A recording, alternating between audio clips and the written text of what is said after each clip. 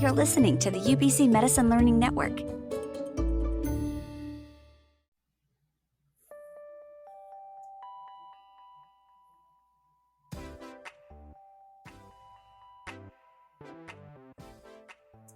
Welcome, you're listening to Metamorphosis, a podcast where we interview physicians from across Canada and BC with the aim of helping medical students navigate their medical careers. I'm Iman, and today we're joined by Dr. Myp Sekhon, an intensivist working at Vancouver General Hospital, as well as the clinician scientists conducting research from the Vancouver Coastal Health Research Institute. Thank you for joining us on the show. Thanks so much for having me. So I thought we'd start first just by you introducing what an intensivist is and what kind of work you do. Yeah, for sure. So intensivist is a specialty within medicine whereby the physicians specialize in the provision of critical care management. So what that means is patients who are all on life support of various types, machines that are helping support the organ function when patients are critically ill, often close to passing, and have a variety of different critical illnesses of the vital organ structures. And so an intensivist is a specialty whereby you become an expert in the management of those patients and all the devices that help support patients as they get better. That's a great description. Thank you. And we'll kind of get more into the meat of what your day-to-day looks like. But I wanted to know kind of what was your journey into getting into medicine or considering medicine as a career?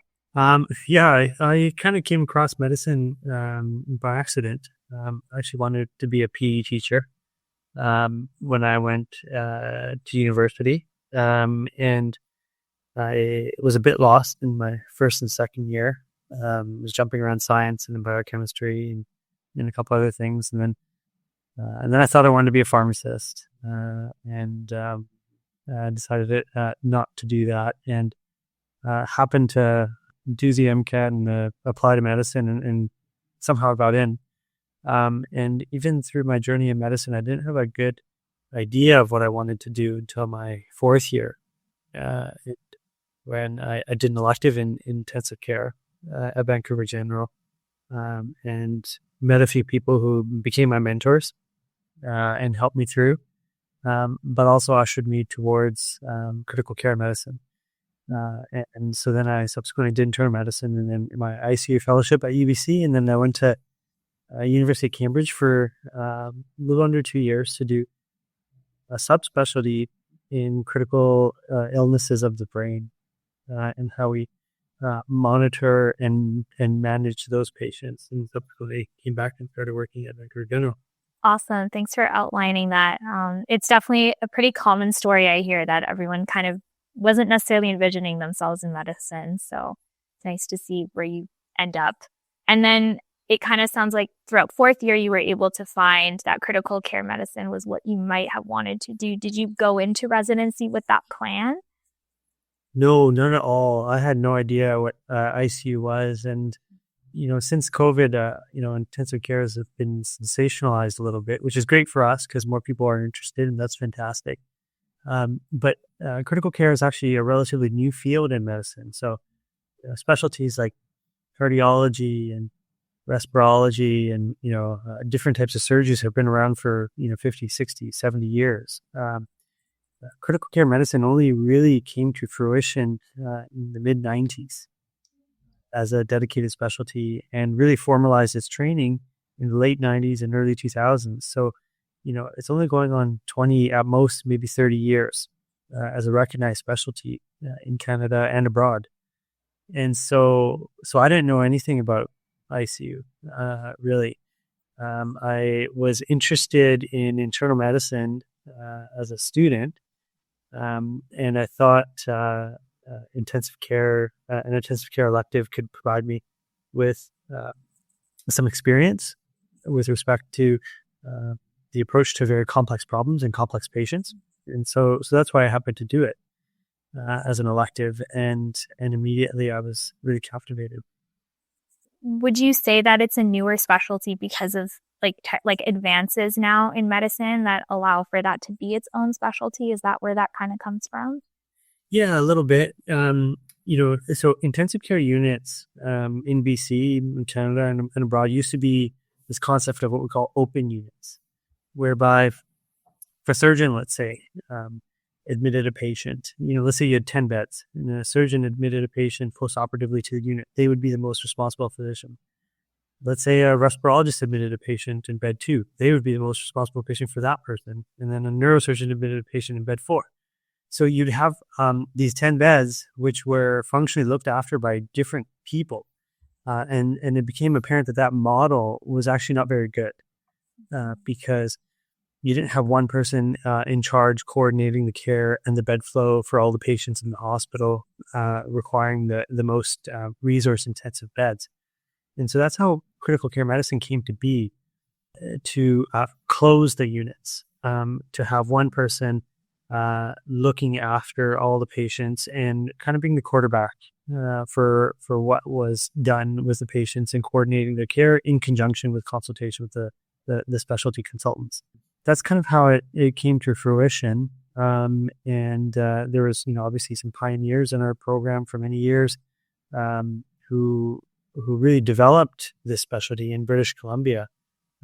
People like Juan Ronco, Vinay Dhingra, people like that who were at the early stages of how intensive care medicine really started to evolve as a specialty in British Columbia and abroad.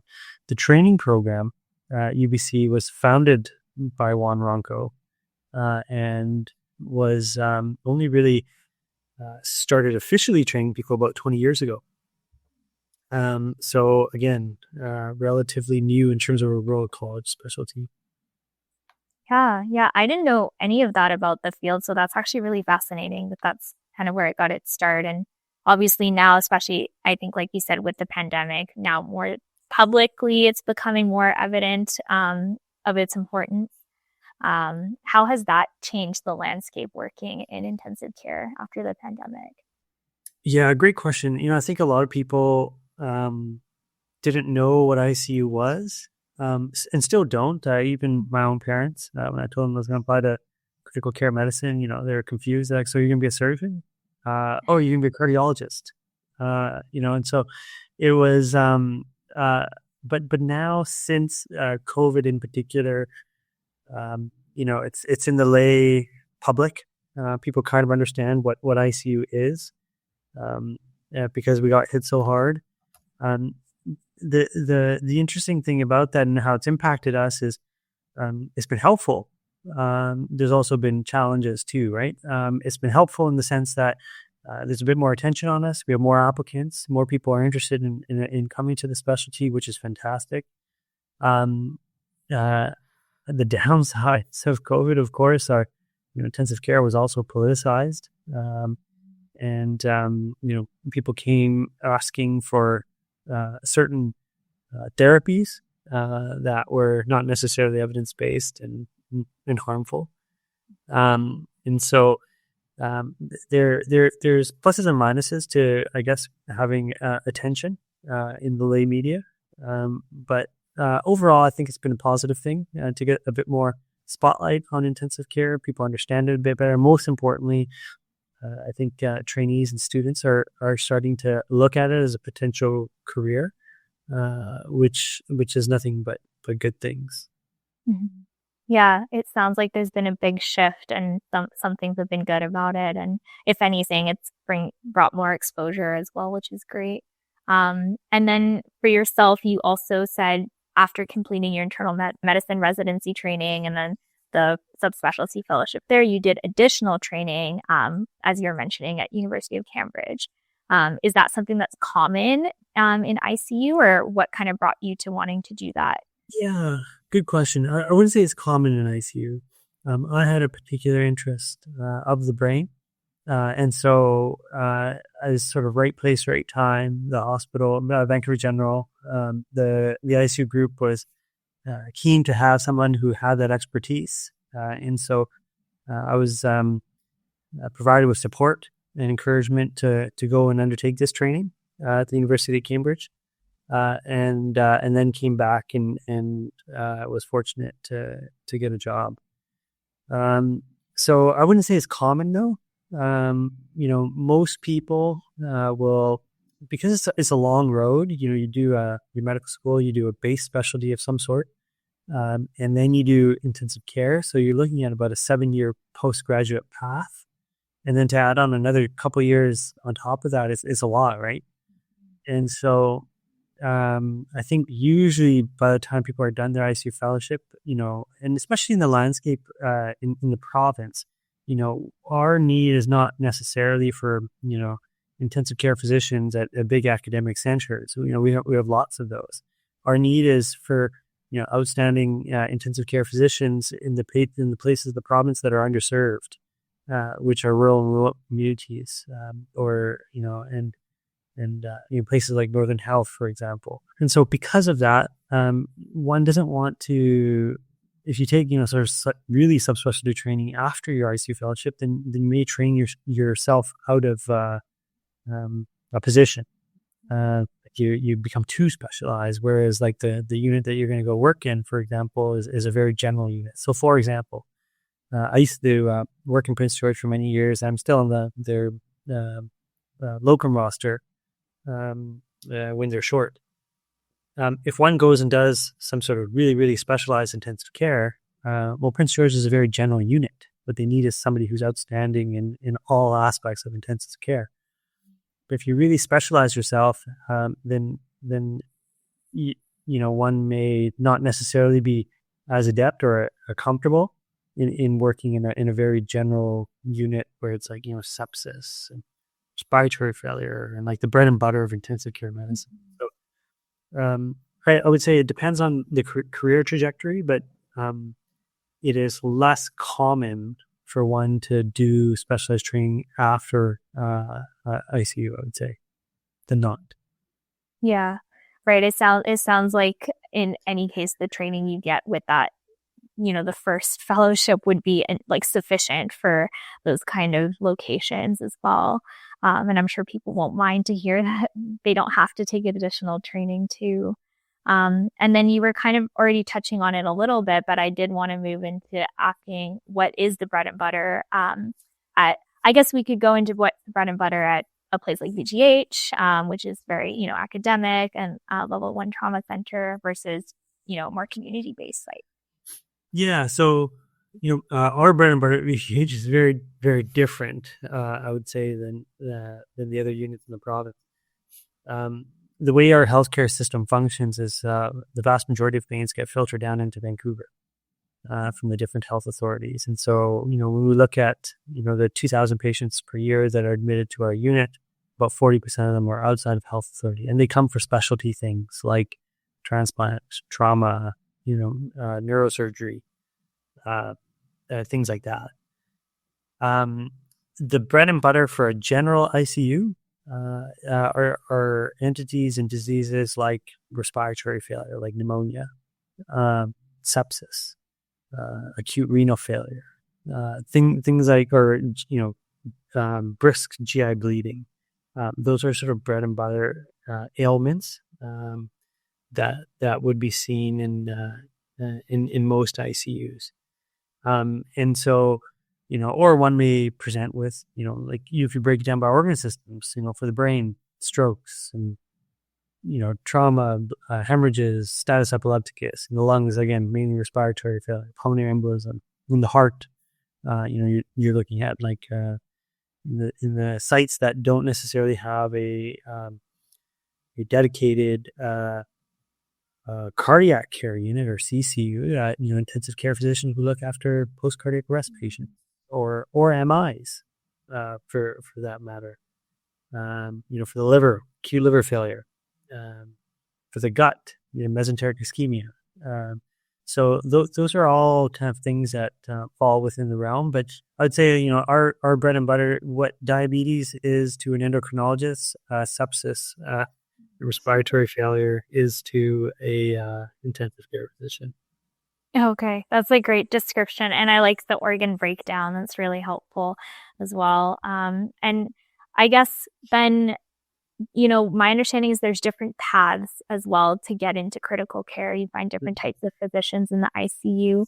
I was wondering if you could touch on to those paths and kind of what people should consider if they're considering different paths.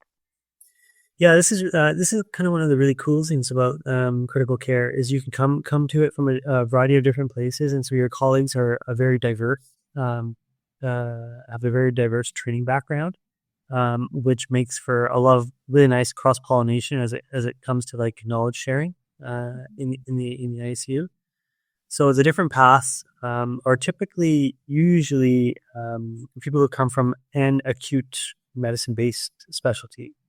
So internal medicine and the internal medicine subspecialties are a big one. So by the internal medicine subspecialties, we're looking at things like respirology and cardiology and general internal medicine.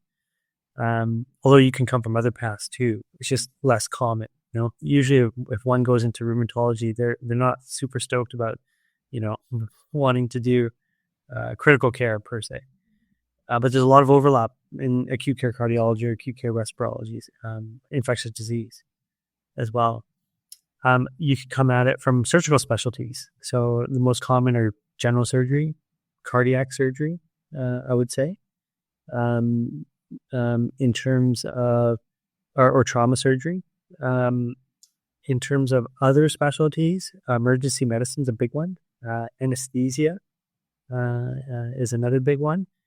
And now some people have started to come from maybe non-traditional areas, but it's again super cool that people are interested from places like neurology, for example. So you do or neurosurgery even. There's a couple people across or nationally who are now doing it. So that variety of training, the diversity of training is actually a really really cool aspect of it. One would not be able to come from, like, for example, radiology or pathology, just because the electives and the prerequisites are just not there to make that to make that transition easily. That's great. That's very vast. And like you said, it's probably really nice to see different people working in the same environment as well. And do you all function as the same? Like if you're like the staff on call, it could be any of those specialties, or is there like subdivisions within the unit? No, there's no. So I can't speak for other units, but I can speak for our unit at Vancouver General. We function as one big team. So there's 14 of us, hopefully 15 soon. So we have people from anesthesia, emergency medicine, internal medicine, surgeons, all who have done intensive care training. I don't think the base specialty matters that much, because usually by the time one comes into critical care, most people, because it's a very busy lifestyle, most people probably let go of their base specialty. So 2/3 of our group, for example, practice intensive care and solely intensive care. Myself, for example, I've in my whole career, I've only practiced 2 weeks of internal medicine. I don't have an internal medicine clinic. To be honest with you, I wouldn't even be able to do it anymore. Like I just don't have the knowledge base to do internal medicine anymore. One of our colleagues, was doing anesthesia, and he stepped back from that. A bunch of our colleagues are from emergency medicine. They don't practice that anymore. So they solely focus on ICU. So it doesn't really matter, I don't think, who's on call, what specialty that they have, particularly for us, because we're all, a group of friends and we get along really well. And, if I don't know something, I'm going to phone one of my colleagues. And that's the nature of intensive care too, because it is so broad and vast.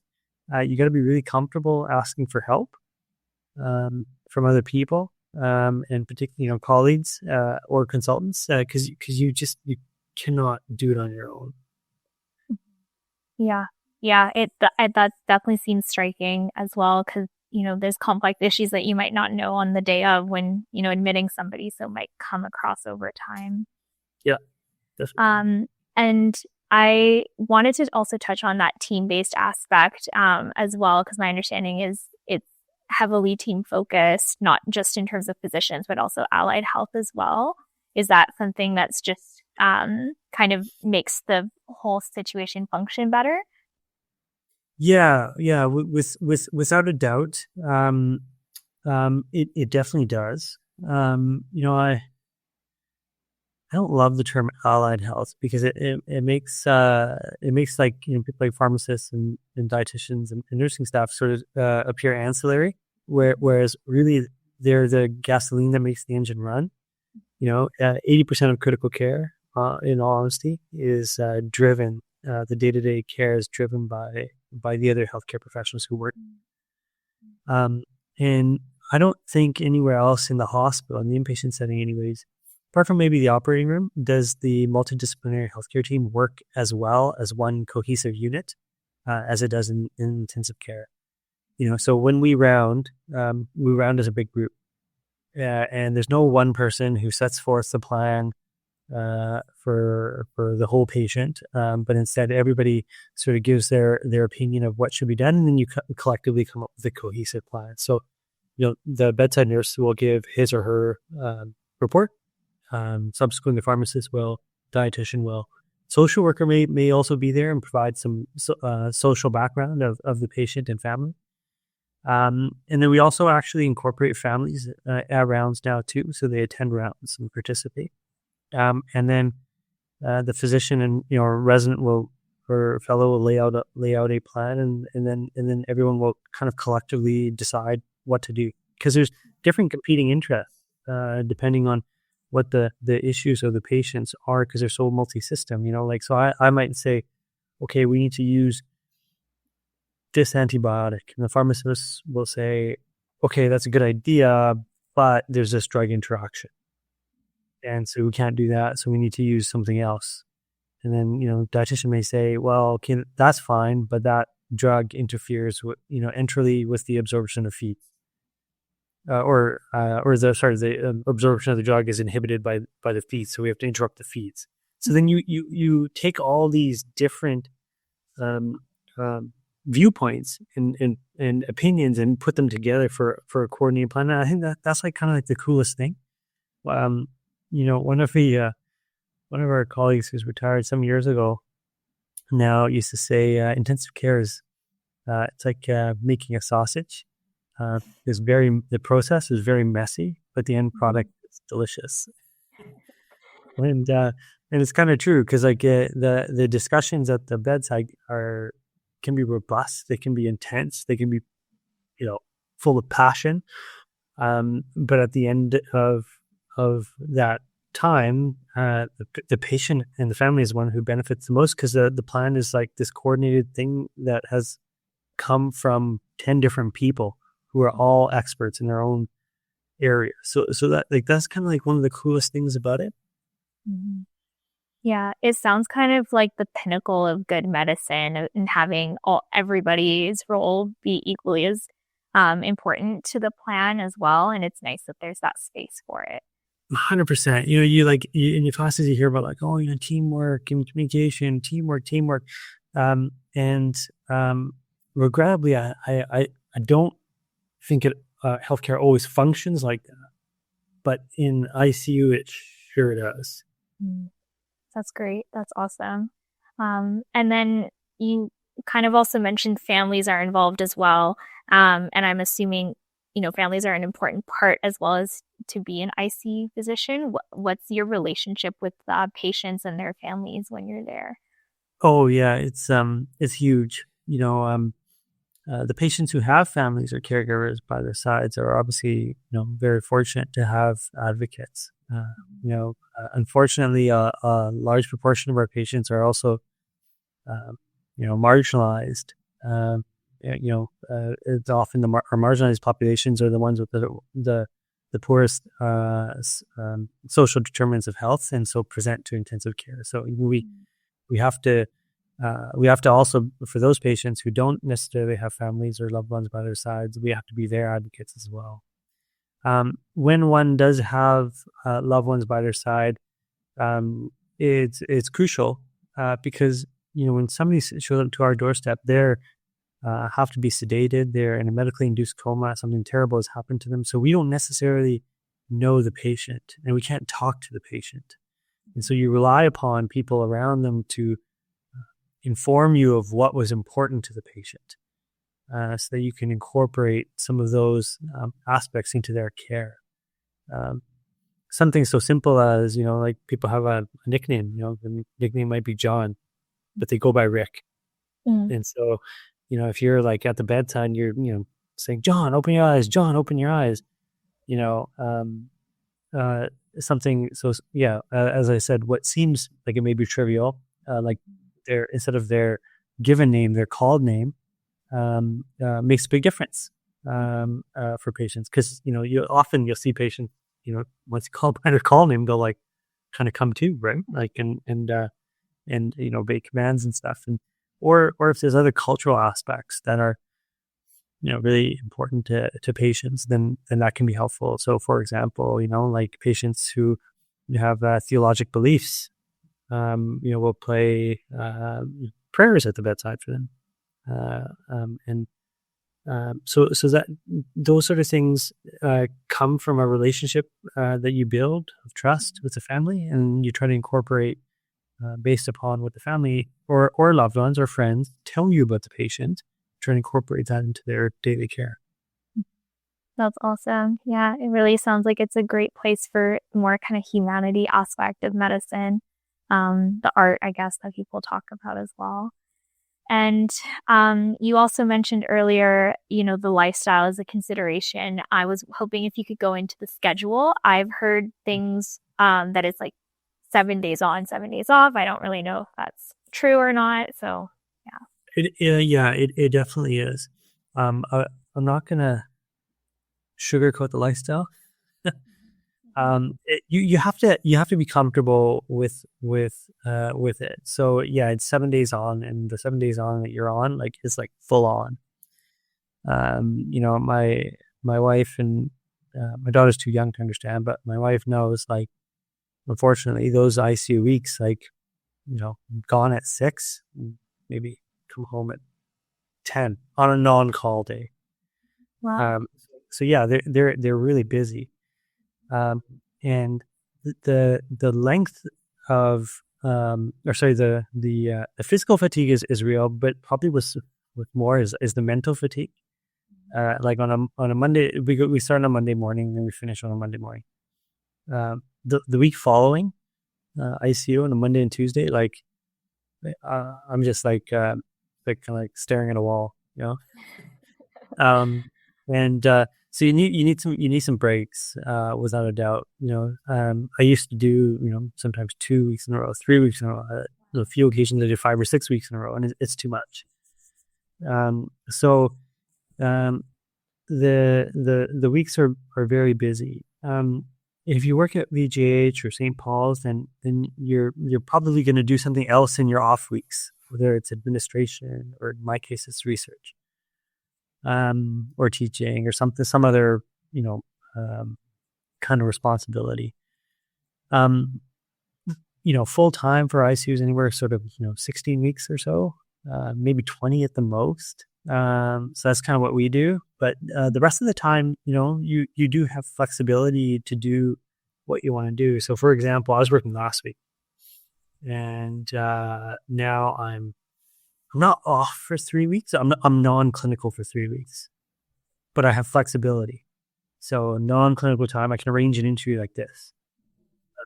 Whereas if you had a clinic Monday to Friday every week, you don't have that same flexibility. Like, you got to be there.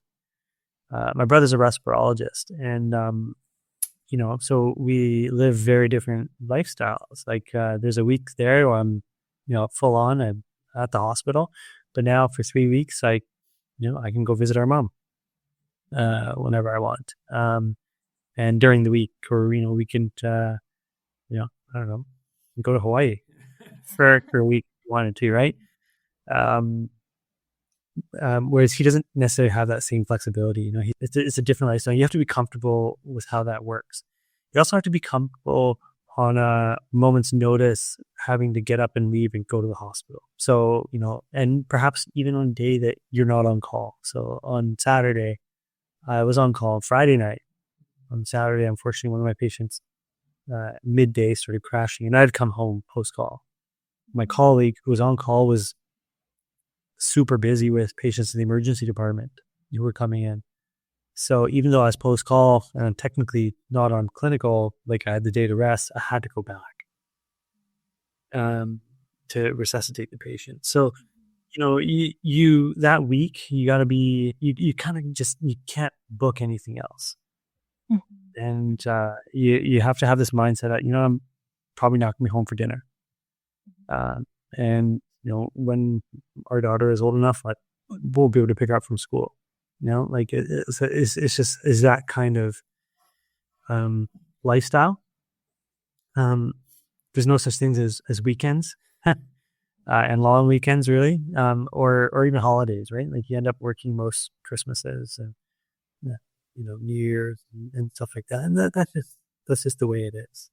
Yeah, thanks for outlining, and like you said, not really sugarcoating that. That it's pretty intense when you're on, like you said.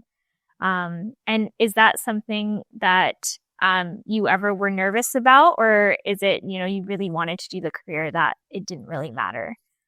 I did not appreciate it actually until after I started working, because I got into medicine quite young and dare I say probably immature, and when I got into in ICU as well, I was finishing my intensive care fellowship when I was in my, late 20s. And at that point, I was just like, oh, lines, intubating, resuscitating, like this is amazing. Only to realize after that, like, oh wow, okay, a couple of years into practice, like, yeah, this is full on. And different than perhaps what I had envisioned. But you get used to it, and because it's my biggest piece of advice to trainees is like when you settle on a residency, when you're doing your residency and your fellowship, like those are the best years of your life. Like, you should love it, because if you don't at that stage, it is not gonna become more enjoyable after, right? Like, and so I full on loved ICU fellowship, but incredible. And so, do I love ICU as much now? No, probably in a different way. But you because I think I was like, it was just like this obsession almost when I was training, and now I think I have a healthier balance. I would say, I love the specialty. It's amazing. It's great. And now there's different things about it that I like, as compared to when I was a trainee. So I think you really gotta, in retrospect, I didn't do a good enough job asking people, and probing and investigating what the lifestyle and what the work life was like. At the time, I was also single, so I had no conception of what it was like to have a family, and nor did I, at that point, I didn't really care either. It was all like medicine. So, I wish I did a better job of asking what it was like. I don't think it would have changed my mind. I just would have been probably more prepared for the transition to staff life and how to balance a family. Yeah, thank you for being candid about that, because I think we have to make all these decisions kind of when we're still early on in our life and our career and all that, and you're kind of making decisions for your future self, which is tough sometimes. It's really hard, yeah. Mm-hmm. Yeah. And then, kind of touching on some of those things that you do enjoy about, intensive care, what's kind of, your favorite thing or the most rewarding things about it? The most rewarding thing, so there's a couple things. One, I would say the formulation of a plan with others and like all your colleagues and the other healthcare staff, healthcare professionals, formulation of a cohesive plan when it comes together and it works out is intoxicating. It's the best.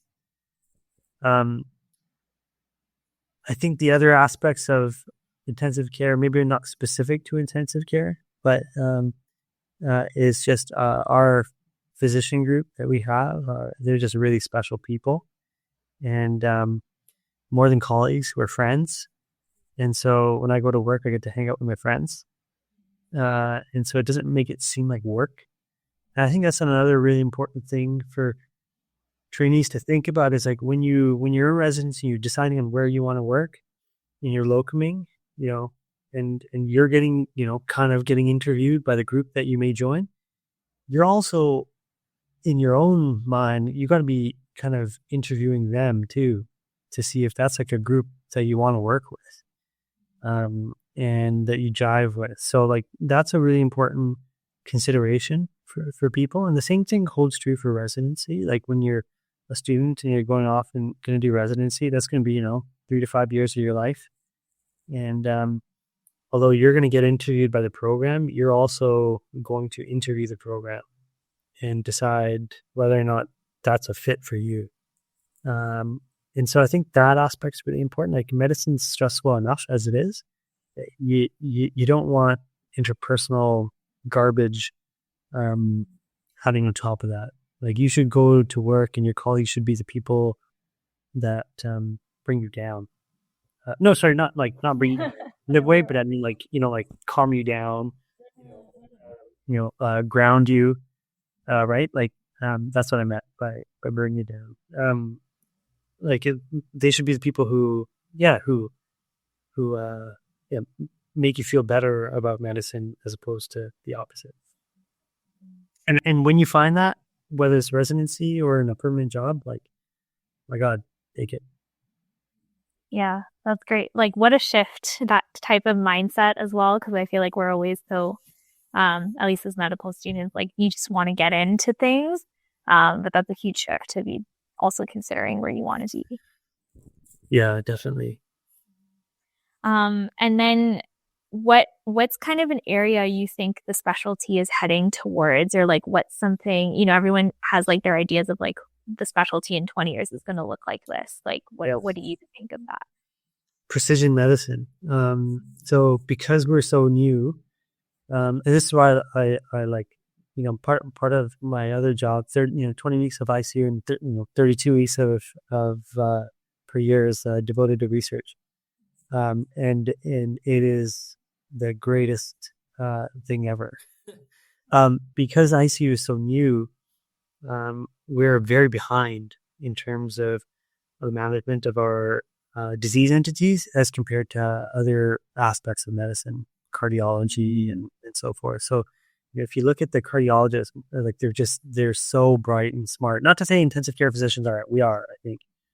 But the way that cardiology as a field has like there's so many therapies available for so many diagnostics available because the field has taken disease entities, defined the pathophysiology, and then has developed targeted medicines, to treat different aspects of those diseases.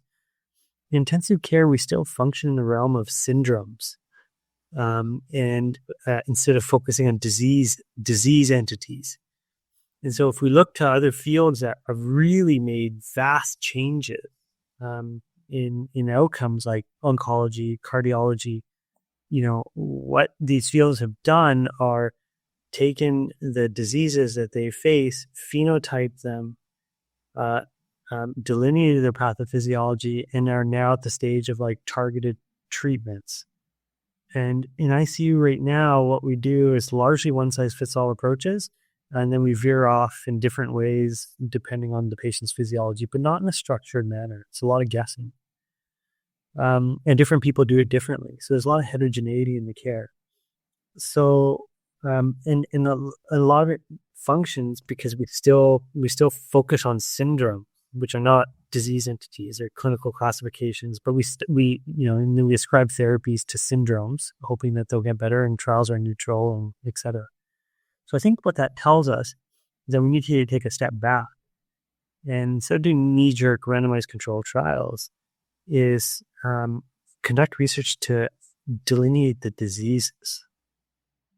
And so, for example, I lectured in the medical school about traumatic brain injury. Well, what is traumatic brain injury? It's a term that we ascribe to blood trauma for the brain and the cranium. But it's not a disease. It's a syndrome. But we have studied it and enrolled patients into studies with traumatic brain injury. But one can have a subdural hemorrhage, they could have an epidural hemorrhage, they could have contusions, they could have diffuse axonal injury, all of which are different diseases. And but if you're giving the same treatment to those patients with traumatic brain injury, functionally you're giving the same treatment to different diseases with different natural histories and different prognostications. And so that's why trials are neutral. And so I think the future of intensive care is setting aside these syndromes, being like, this was good to get our specialty off the ground, but now we have to focus on the phenotypes of diseases, characterize them, characterize the pathophysiology, and only then will we actually start to identify efficacious therapies. So I think precision medicine in 20 years would be my hope. And I think the COVID pandemic actually taught us this. We took, variety of places across the world, got biospecimens from patients, characterized the immunopathologic response. And then guess what? Immunomodulatory therapies helped. Whereas in intensive care, we haven't gotten to that stage yet. We've done a very good job of characterizing how to use extracorporeal devices, how to use a ventilator, how to use dialysis. And so that's great. We know how to use these devices to support the organ functions, but now it's about going to the actual diseases and treating those. And in order to treat them, you got to understand how they cause disease. Right.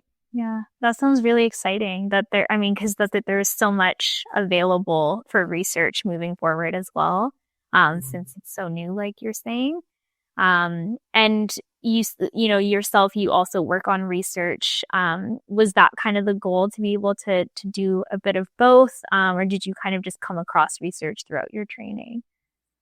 Yeah, great question. I actually started doing research when I was working in the summers at a lab in St. Paul's when I was, on the young, first year university and stuff. So I actually really liked it from the get-go. So I always knew I wanted to try to do it, and ICU gives a good flexibility to do that. So on my non-clinical weeks, like tomorrow, for example, I'm going to a lab and I'm gonna, I got a bunch of meetings to grad students and stuff, and we'll talk about their projects and future things that we're gonna do. To do research, you gotta love rejection too, because whether it comes in the form of getting your paper rejected or grant proposals or whatever, but I don't mind that stuff. Like for example, if we get a grant proposal back and it didn't get funded, I actually just love reading the reviews, even if they're terrible, just to see what other people think of your ideas. I really enjoy that process, and I love writing grant proposals.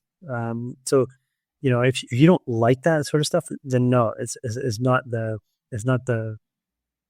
avenue for you.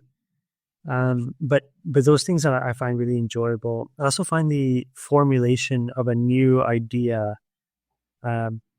very interesting, and so taking a problem that you see at the bedside in ICU and saying, okay, well, why is this happening? How is this happening? And planning a study to answer that question is really cool.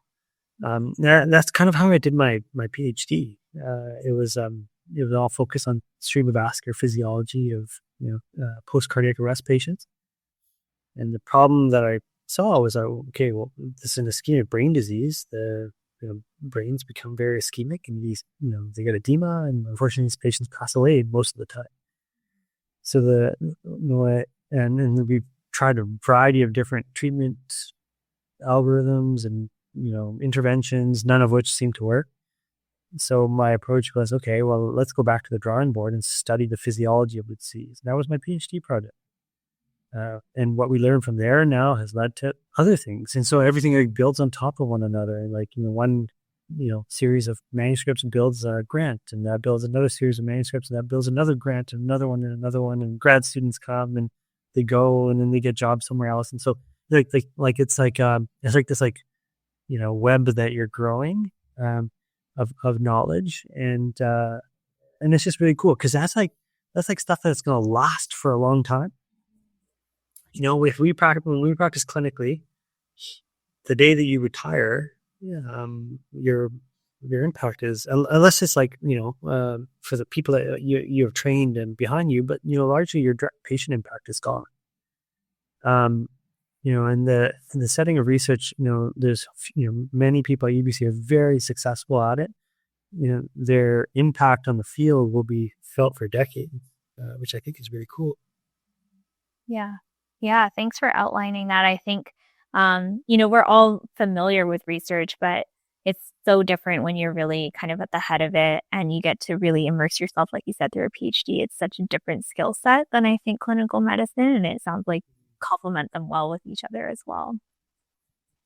And then I wanted to touch a little bit on, people who maybe have not been in the ICU, like see it as this place of like more like sadness and like a lot of death and those kind of, more difficult areas of medicine some people even try to avoid. How do you deal with that, or how do you see that?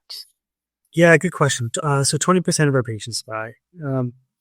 But, death is a part of life.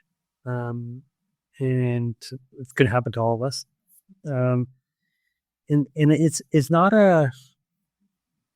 actually not a bad thing.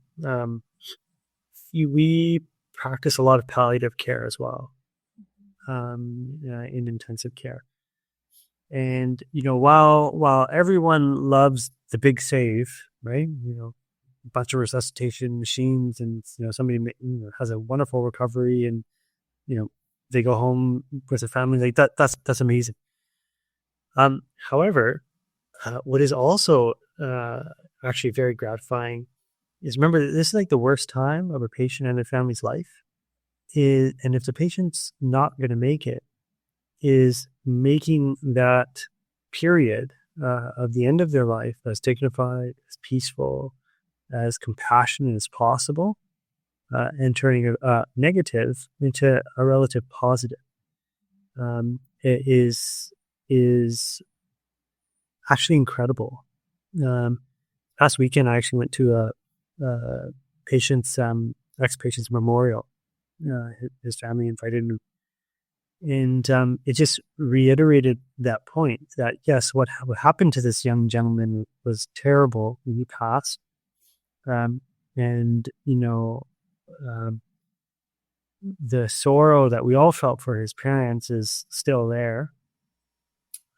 But to go to his memorial, and they asked me to say a few words, was this like incredible privilege, and was a real, it was a really special moment. And you don't always get that in other fields of medicine, And so, yes, death is sad, of course.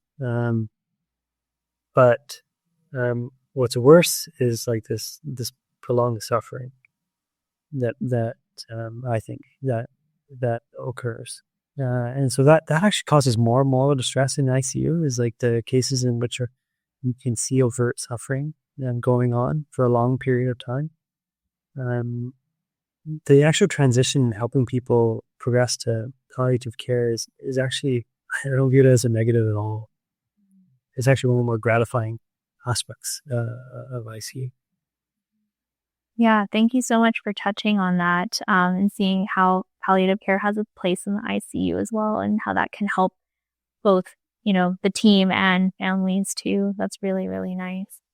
And then just to kind of end off as well, I wanted to ask a bit more for like medical students who might be interested in doing an elective in ICU. It seems very intimidating from the medical student perspective. What do you kind of recommend for medical students or suggest to get the best out of their experience? Yeah, so definitely, obviously, we typically only take fourth year students. And the reason for that is you really kind of got to go through your base rotations to make the ICU elective worth it. So, your CTU elective is actually invaluable. One, to learn medicine, but more so to really understand and approach problems in a structured fashion, because that's what your intensive care is kind of all about. Is not the internal medicine, but the ability to approach problems in a very structured fashion, because patients are so complex. You got to compartmentalize things. So yeah, I would say, now I don't know if this is still the case, but in third year we had like a 2-week elective. When I went through, that's probably third year is not the right time to do an ICU elective, I don't think. Fourth year definitely is. And because you have all that clinical experience behind you. And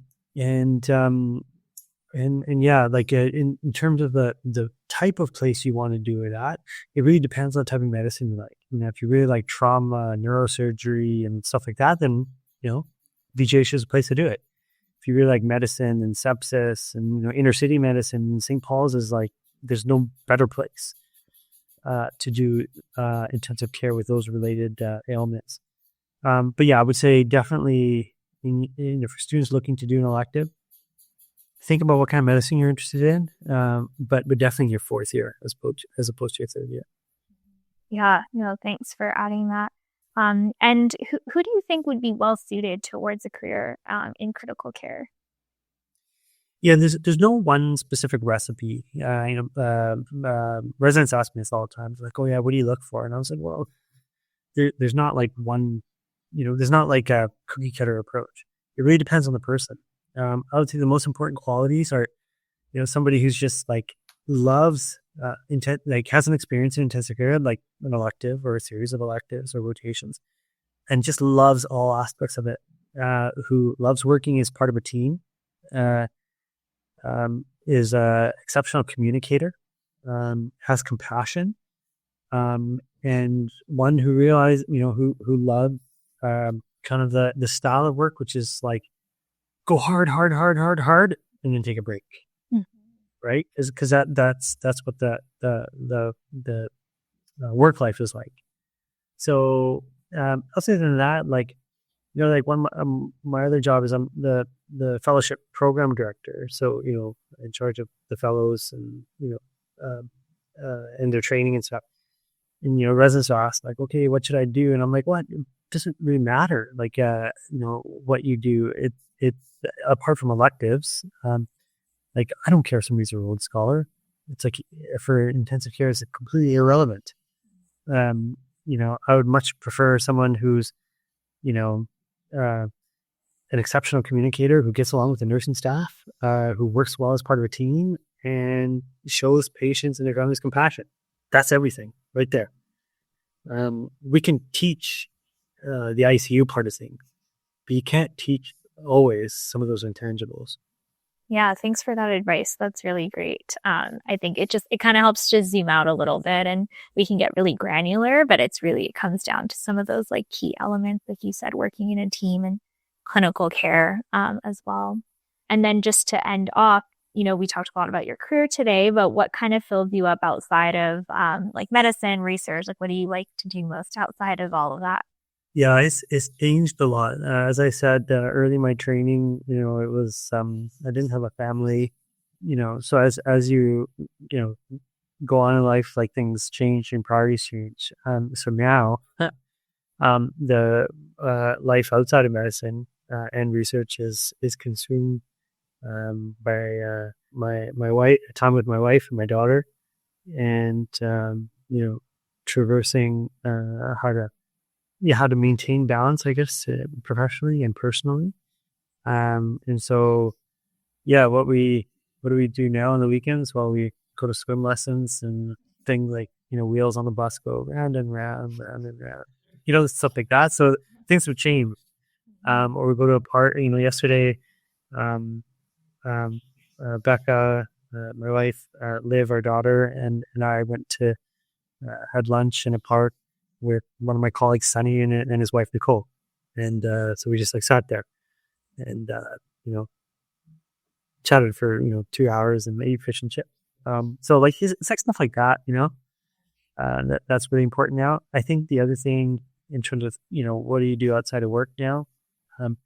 I think now we both put our real preference. We've never been materialistic people. I don't have a fancy car. I actually got rid of my car. I don't even have a car now.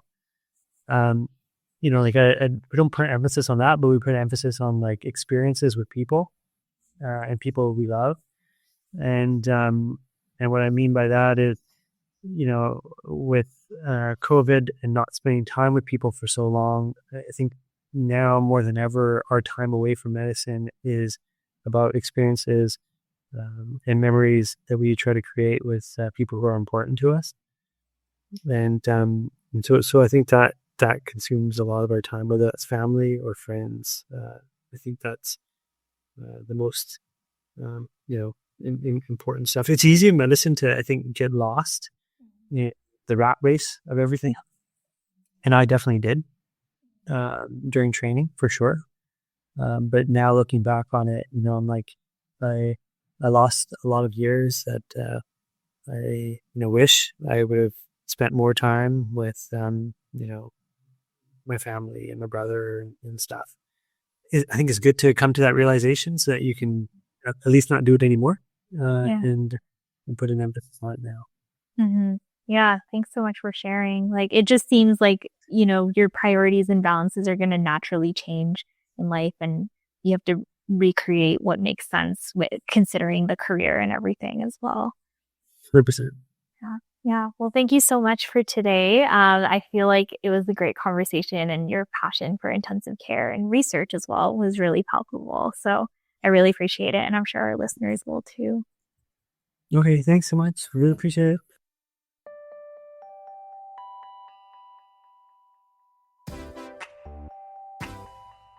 For more episodes of Metamorphosis, look for us on Spotify, Apple Podcasts, or wherever you get your podcasts. Thanks for listening, take care, and catch you on the next one.